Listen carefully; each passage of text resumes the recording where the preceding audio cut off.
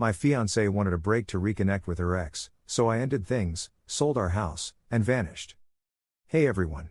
So, it feels like forever, but here I am finally ready to share what's been going on with me lately. Until recently, I was all set to marry Tessa, 26, who I thought was the love of my life. We've been together for 4 years, and I honestly thought we were in a good place. But now, I'm just here thinking about how I didn't see any of this coming. We met at a birthday party thanks to a mutual friend. Tessa's humor and confidence, along with her straightforward nature, really drew me in. I had dated before, but nobody clicked with me like she did. We quickly connected and moved in together after just a year. Everything seemed to be going perfectly, we seemed to agree on jobs, marriage, and maybe starting a family in the future. She worked as a freelance graphic designer, and I was a project manager at a tech company, so our work hours matched up pretty well. Life wasn't fancy, but it was good. We'd talked about getting married for a while, and I finally proposed last year. It wasn't anything extravagant, just a cozy dinner at home for the two of us. Tessa seemed over the moon, she even cried, hugged me, and said yes.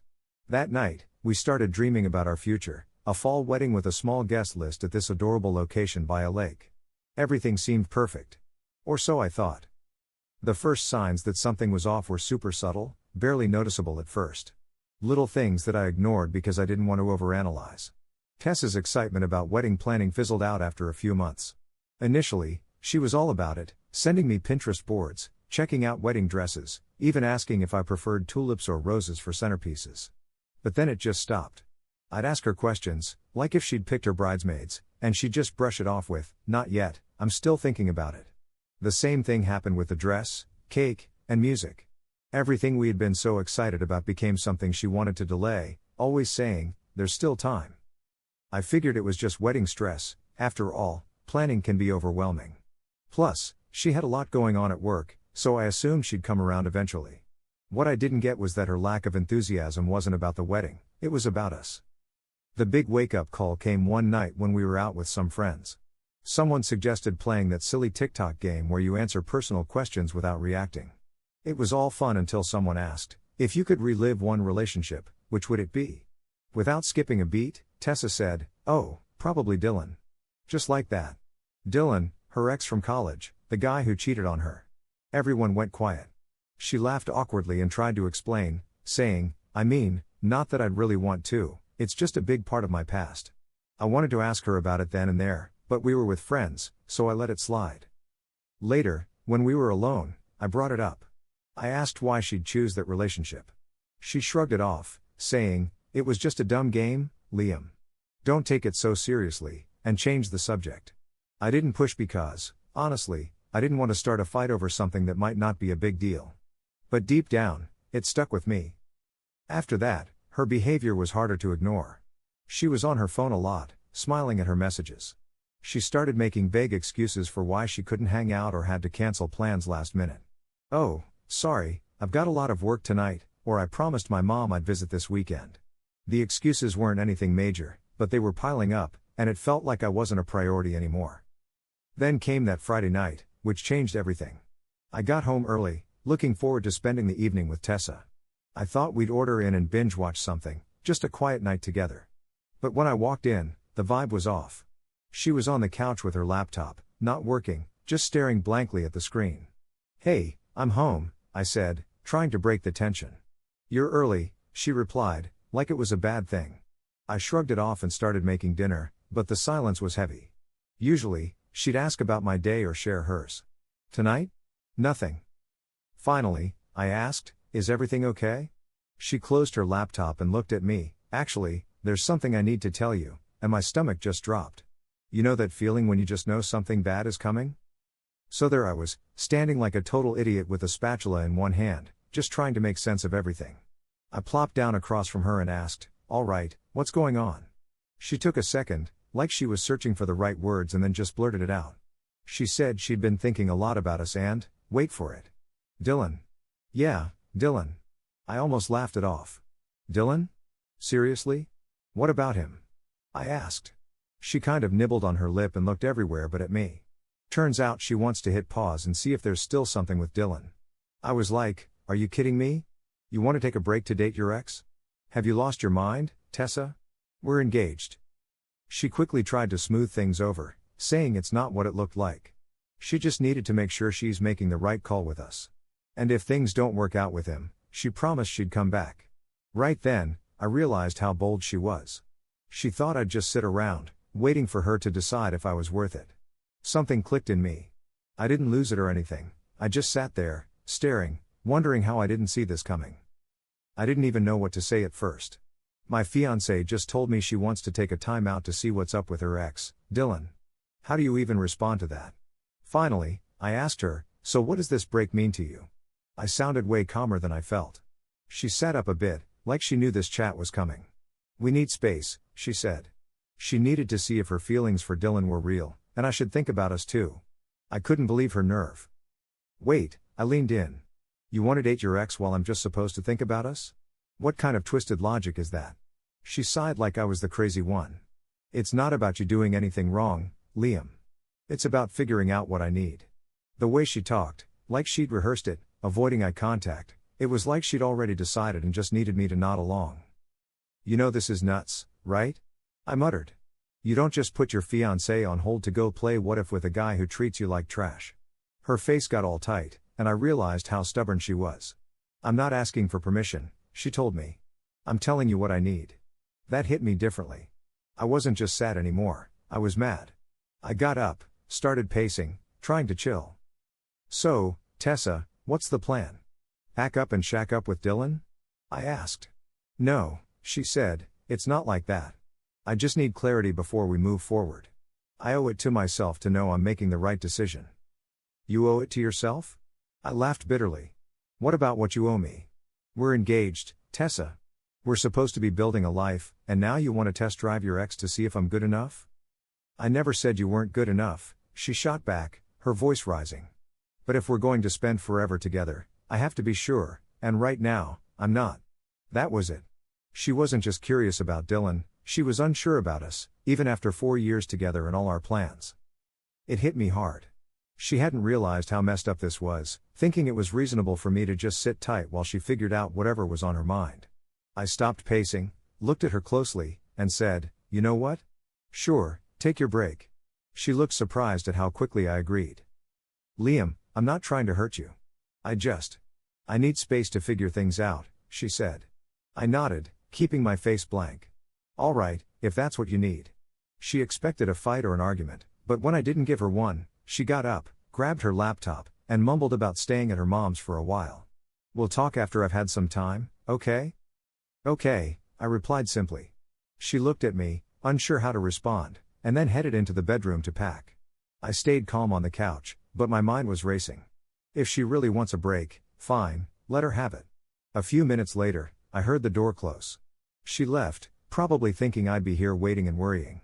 She had no clue that was the last thing I planned to do. So, here's the deal, I wasn't just gonna sit around doing nothing while she lived in La La Land. I had my own game plan, and I'll keep you posted once I get things rolling. Spoiler alert, things aren't gonna end the way she thinks.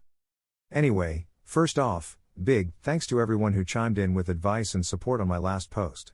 A lot has happened this week, and I want to fill you in. Seriously, this community rocks. You guys pointed out that I'm not just sitting on my hands, and you were so right. I'm all about making moves. Step 1, I called up my buddy Noah. We've been tight since college, and he's the kind of friend who tells it like it is. After hearing me out, he brought over a pizza, and we spent the night plotting. Dude, you know she's gonna come crawling back when things fall apart with Dylan, Noah said. And yeah, he was right. The more we talked, the more I realized I had to get in the driver's seat. It's not about getting even, it's about taking back control of my life.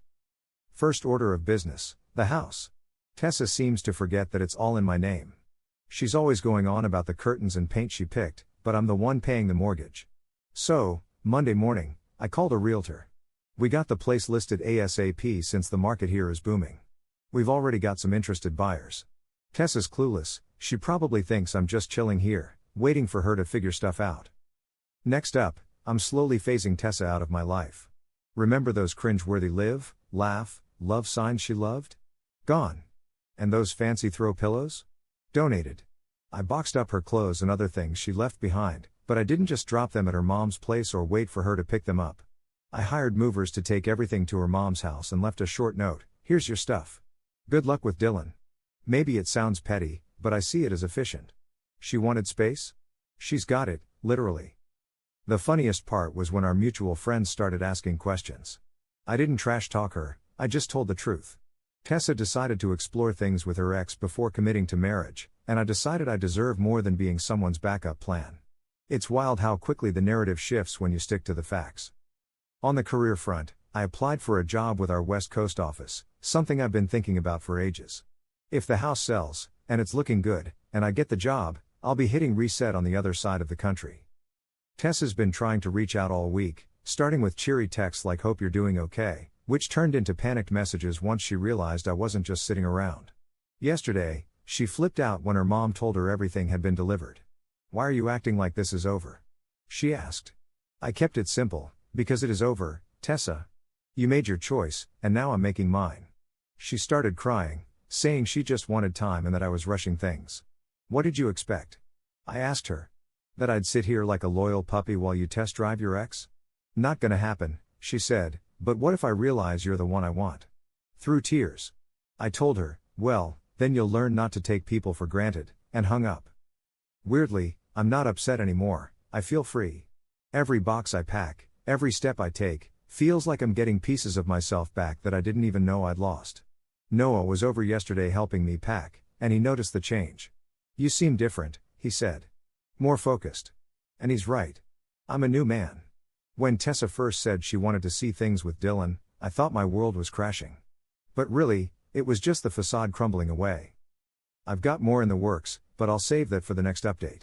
For now, I'll just say this: sometimes the best way to handle being treated like an option is to take yourself off their list altogether. Stay tuned, this story's far from over. Taking a break to sort things out isn't going as smoothly as she'd hoped. Here's another update: things have gotten pretty intense, so let me fill you in. Remember I was going for that job on the West Coast? Nailed it. The timing couldn't be more perfect. The house is under contract and should close next month. But that's just the tip of the iceberg. Here's the juicy part: Tessa's little adventure with Dylan isn't the fairy tale she imagined. Turns out, he hasn't changed in 4 years. Still the same old untrustworthy guy who cheated on her back in college. While Tessa's posting these vague find yourself quotes on social media, I decided to join in with a twist. I just posted a straight up fact: excited to announce I've accepted a job in San Francisco.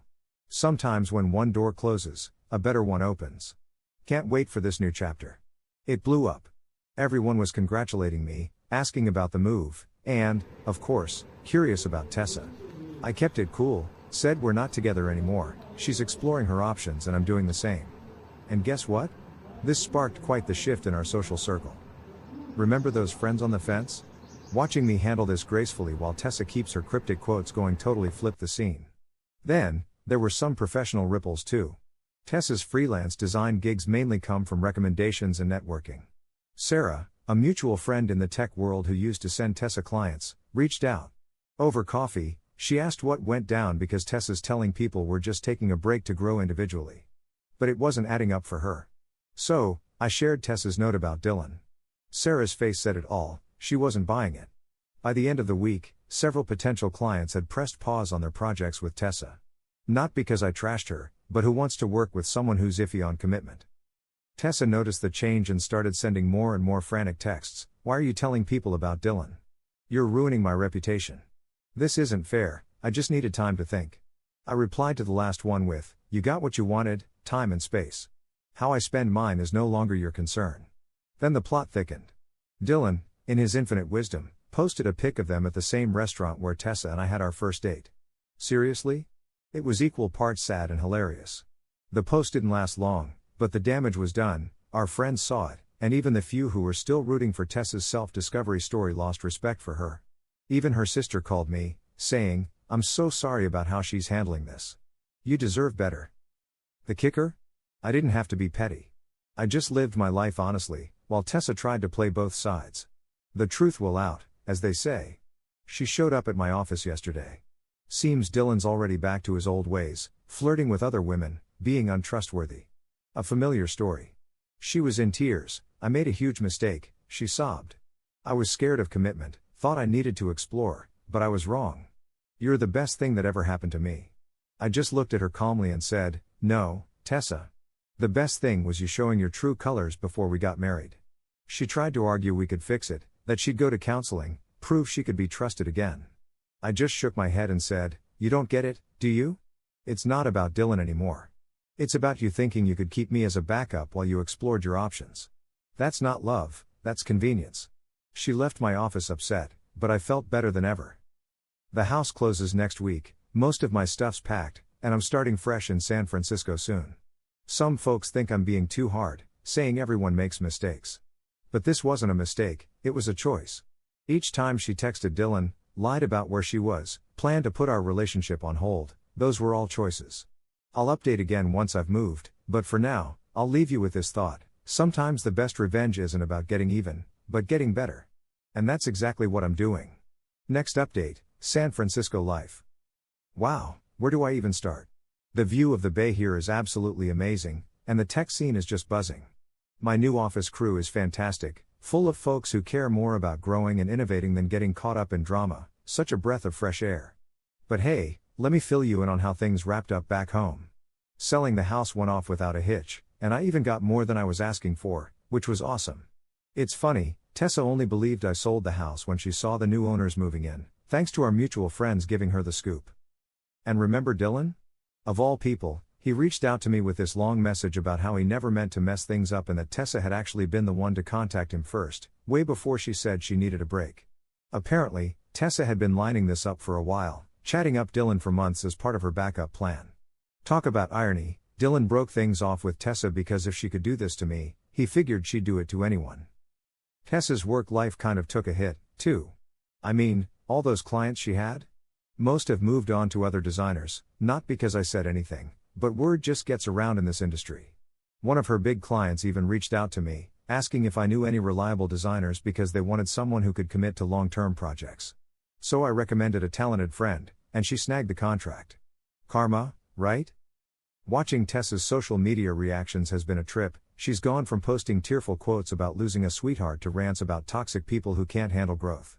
Then she tried to show everyone how happy she was, but get this, she announced she was starting her own design firm, and just 3 days later, she was sending out job applications.